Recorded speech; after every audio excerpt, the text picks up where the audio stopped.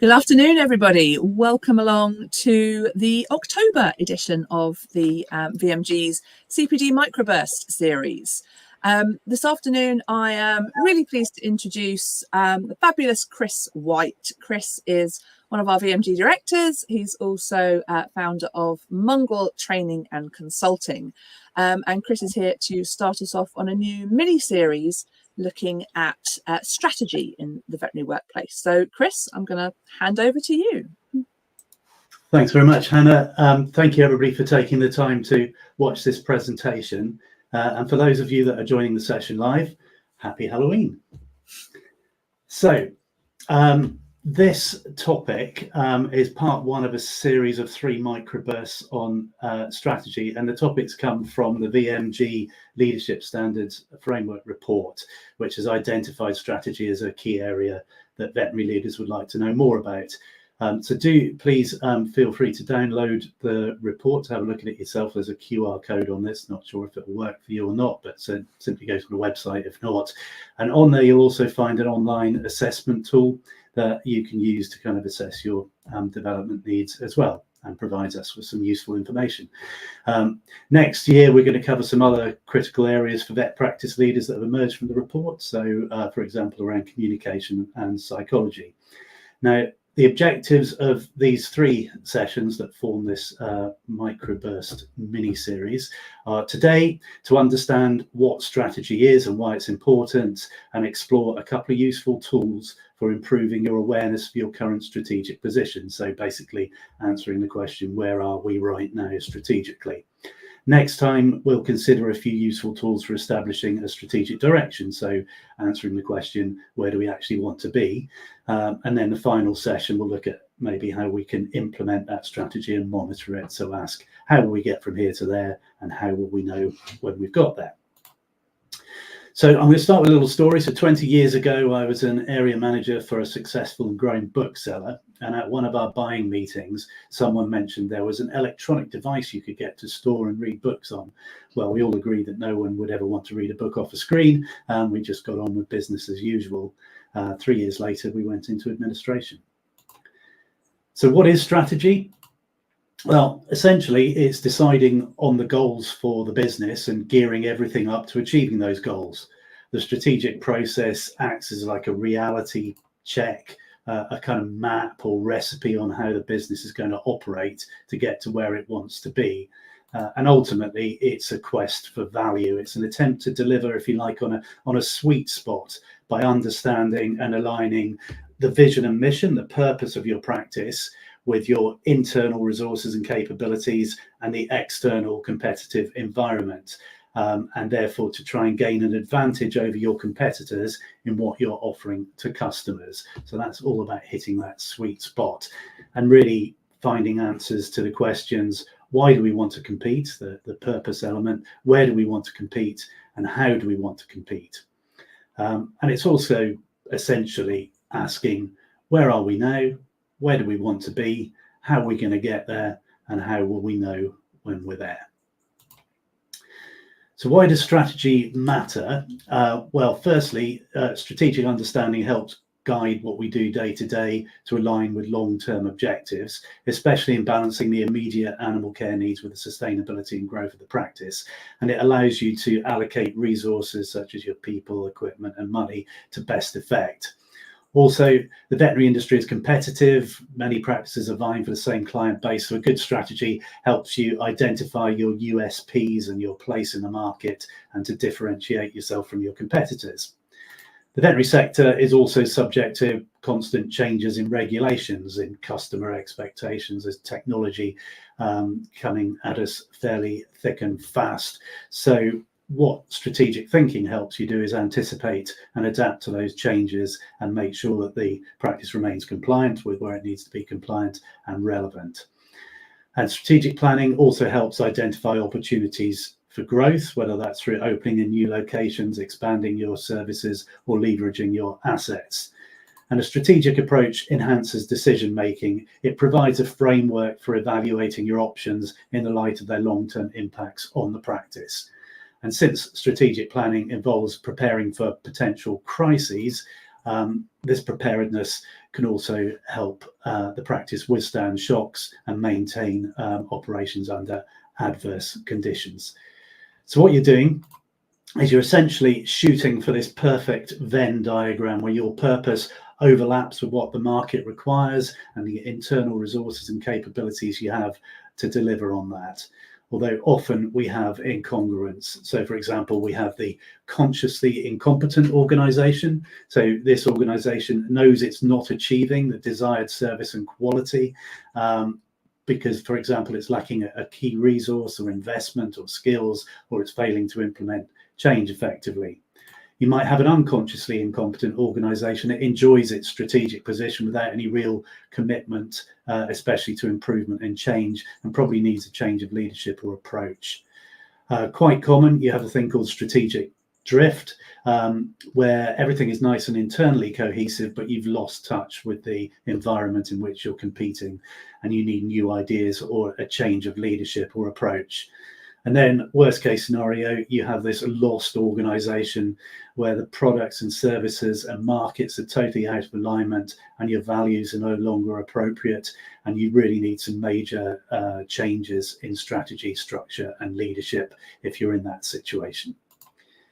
So how do we do strategy? Well, today is about the first stage of this process, strategic analysis and awareness, where we look at our core purpose, the external environment and the internal context. And then we will look in the later sessions to move on to our options, making a choice and then deploying that strategy. The key elements of strategy are sort of summarized here really. You have your mission, which is about why you exist, that purpose, that vision about where you want to go to. Your strategy is what your game plan is along that way. Your values are about what you believe in and how you're going to behave on the way to achieving that game plan. And then a balanced scorecard is a really good way of monitoring that plan. So today we start with strategic awareness. This is our plan for the day, and it's about where are we right now. So strategic awareness is about having a sense of the vision, mission and purpose of your practice, your internal resources and your values, and the external competitive environment. It's about how you differentiate yourself from your competitors and how you find and deliver on that sweet spot. So thinking across what you do for your patients, for your clients, for your people that work for you, and the financial health of the business. The simplest and best tool for understanding your current strategic position is good old SWOT. This is really, there's nothing beats this for explaining the where are we now question. So I imagine a good few of you will be familiar with the SWOT, but just a very brief summary of what it is. It asks you to think about internally, what are my strengths and what are my weaknesses? And then externally, what are the opportunities and threats that we face?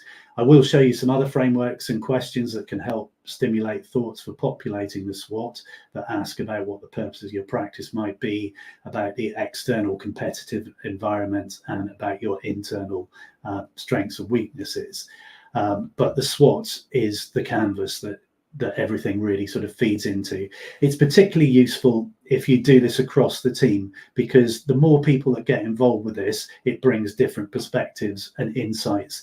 And it is such an easy framework to use. You don't need an MBA to be able to use a SWOT. You just need to use your experience and understanding and thinking.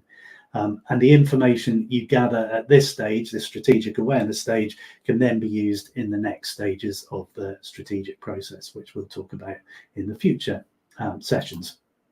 So, first question, what is the purpose or the mission and vision of your practice? What is your purpose? So here's a few kind of bits of food for thought. So quick question, what does Harley Davidson sell? Now, if you're on QI, then a lot of you would have shouted out motorcycles or motorbikes, and you would have got the klaxon sounding off. An unnamed Harley Davidson executive explained exactly what Harley Davidson sells. What we sell is the ability for a 43-year-old accountant to dress in black leather, ride through small towns, and have people be afraid of him. Starbucks have said they're never in the coffee business serving people. They were always in the people business serving coffee. The president of Black & Decker said last year 1 million quarter-inch drills were sold, not because people wanted quarter-inch drills, but because they wanted quarter-inch holes. So food for thoughts, but what business are you in? What's the purpose of your practice? Ask yourself and your team and your clients, what's the history of your practice? Why is it there? What makes it special? Why do people work for you and not somewhere else? Why do your clients use your services rather than your competitors? Where is it in our world? The success of a practice comes from having team members that meet the needs of patients, of customers, of each other, and of the business as a whole. So where are we? What are the strengths, weaknesses, opportunities, and threats across these areas? So very simply, here's some homework for you to do before the next session. Involve as many of the team as possible so you get different perspectives, or at least try and get one person from each department to help you out with this. And ask them to spend some time thinking about the 4 areas in this 4 C's model: clinical aspects, that's the patient and so on, clients and customers, colleagues, and the commercial side of things. Get them to think about each of these 4 areas and note down for each of those areas what they feel the practice is strong on, what are our strengths, what are we weak on, what threats do we think we face, and what opportunities do we think we may be able to take. Advise them in their thinking to think about the things that I've got in the thought bubble there. Consider, what are we here for? What's the point of this practice? What's the purpose? What makes it special? Think about those sorts of things. Think about the external forces that are at play. What's going on around you? Think about what you have within your practice, the internal factors. Think about what do your clients want and what do clients you don't have yet want. What do competitors offer? You could even ask somebody or yourself, go and do a SWOT analysis on a competitor as well. So get some people to do this, collate it all together, and then you're going to be ready for the next steps. Now, if you're going to use these sessions to help develop your practice's strategy, then allowing everyone to get involved not only gives you those further perspectives, but it's also a great way of driving employee engagement, because ultimately your strategy is something that your people will want to be involved in order to completely and utterly get behind it. So the SWOT and the 4 C's and the wonderful minds of people that work in veterinary practice is more than enough to drive strategic direction alone. However, there are a few other models that can help perhaps provide a bit more depth to your thinking. Now, I would avoid introducing these next ones to people initially, because too many models can be overwhelming. And as I say, the SWOT is nice and simple. It can be used by everybody using their imaginations and thinking about their perspectives. But if you have people that are more advanced or more interested or want to use something to help them a bit more, then I'll just highlight a couple of other useful frameworks that will help you with these considerations. And the output from these next few frameworks can then also be added into your SWOT. So the first one, and again, you'll be familiar with some of these, I'm sure, the good old PESTLE for analysing opportunities and threats in what we call the macro environment, the external environment, what's happening in the world, in the UK politically. So what sort of policies, laws, regulations, these sorts of things are going to be affecting you. Economic factors, growth, inflation, tax, interest, unemployment, wages, cost of living, insurance, those sort of things. The socio-cultural elements, they've had quite a big impact on the veterinary world over the last 20 years or so. So things such as demographics, so aging populations, that's aging pet populations as well as aging human populations. Of course, the feminization of the workforce as well, which over the last 20-25 years has really taken hold of the veterinary world. Social mobility, pet ownership, these sorts of factors. Technological factors, so IT, digital communication, telemedicine, of course, artificial intelligence. There's an opportunity and a threat that can certainly be considered.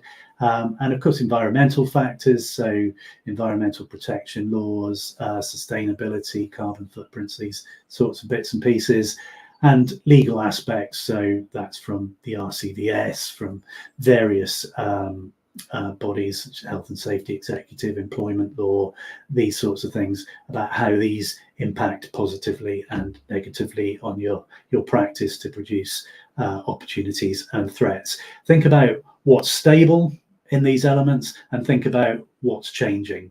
What are the opportunities and threats? And then using this framework, you can add these to your SWOT. Another one that you might find useful, so this sort of focuses further in on your competitive environment, so not so much national and international goings on, but actually what's happening with your competitors, with what's happening where you're operating. So Porter said there are 5 forces that affect profitability, and this is useful for, as I say, analysing those direct opportunities and threats. So what factors should you consider for your practice? So, for example, we have competitive rivalry. So what other practices are competing for your customers and so on. Maybe you could swap them too, as I mentioned earlier. How different and similar are your service offerings and your pricing strategy? Do you have this sort of unique sweet spot, a strong brand identity? Is year-on-year growth still strong, or is it slow? Are there plenty of clients to go around, or are you fighting for market share? New entrants, how likely is it that a new practice will open in the area, and what can be done now to create barriers to do that, to that happening, such as you're strengthening your brand, making yourself really special, bringing people's skills and experience to the fore, tying customers in with care plans, the way you treat people, how able are you to engage in a price war, investing in facilities and equipment, these sorts of things. Substitutes. So there will be close substitutes and there'll also be other substitutes. So direct close substitutes would be things like online pharmacies and retail outlets selling flea and worm products and so on. But more indirect substitutes. So what else might people be spending money on rather than coming to you? So, shall we go to the cinema or go bowling? And then there's the buyer and supplier power, so the relative power or importance that there is. So if you're the only orthopod within 50 miles, or you're part of a buying group, that puts you in a strong position. So you think about those things. You think about the depth of relationships that you have with your clients and with your suppliers. So you make it difficult for people to leave you psychologically, and try and create these sort of exit barriers. So that's what you do. And again, utilize this, add to your SWOT. And the final thing to think about, this is looking more at your own strengths and weaknesses, as well as those of your competitors and the threats and opportunities of results. So what are your assets? Where are you strong and where are you weak in terms of your assets? Now, assets are what we have and what we do. They can be physical, so your location, your signage, your layout, your equipment, and so on.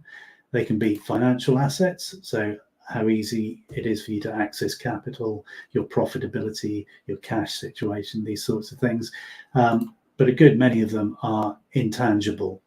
And there are kind of 3 types of intangible assets. Firstly, human capital, which is our people, their aptitudes, their attitudes, their knowledge, experience, expertise, skills, capabilities, their values, their motivation, their loyalty, how they collaborate, their adaptability, their approach to learning, and so on. These sorts of things. What are our people like? Then you have structural capital, which is how you go about recruiting, retaining, developing, engaging, and effectively deploying our people. So your processes, your policies, your practices, your organizational structure, your physical infrastructure, your leadership and management style, your culture, all these bits and pieces. And then you have this thing called the relational capital, which is your reputation and your relationships. What is your reputation amongst your clients? What's your brand image like? How are your strategic networks and partnerships with suppliers and so on, and relationships with key stakeholders such as financial providers, product and service suppliers, clients, charities, locums, all these sorts of things. And intangibles make up most of a company's market value in the vast majority of cases. So, Apple does the same pretty much as everybody else, but it's able to command a higher price because of its brand image. So what do we have? This is the Viro model. What do we have that is valuable, rare, hard for others to copy? And how well set up are we to make the most of these valuable, rare, and inimitable, see if you can pronounce that better than me, resources and capabilities?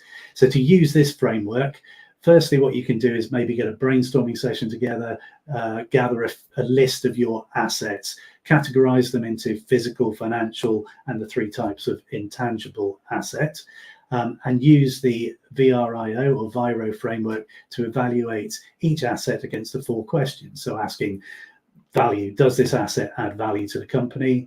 How difficult is it to obtain or replicate it? How expensive or difficult would it be for competitors to copy it? And is the business structured to make the most of it? So valuable things would include advanced equipment, skilled staff, and so on. Rarity is where you move into sort of specialized services and expertise and integrated technological solutions, things that are very difficult to copy. Things such as your reputation, brand loyalty, certain protocols that you have honed over many years, long-term relationships, specialized training and certifications, and so on, and how you organize things using your PMS and data management systems and operational efficiency and these sorts of things. That's what you do with this. And again, add these to your SWOT. So the output of all of this, as I say, is everyone having a SWOT analysis of your practice, highlighting then for next time, perhaps the most important and interesting elements in each of these areas, and perhaps also capturing any key points that encapsulate the mission and vision of your practice. So next time, it would be good if you've had a little play with this and come along so that you can then start to see how we might use the next set of tools to develop your SWOT canvas into something that you can take forward. So thank you ever so much for your time today, and don't forget to download the report and undertake the online self-assessment. Thank you. Thank you so much, Chris. That's really, really interesting. I've made all sorts of little notes on the edge of my page here. Like Chris said, this is the first of a mini series of 3. So do join us at our next session, which is on the 28th of November, another Thursday at 1 o'clock, and we would love to see you there.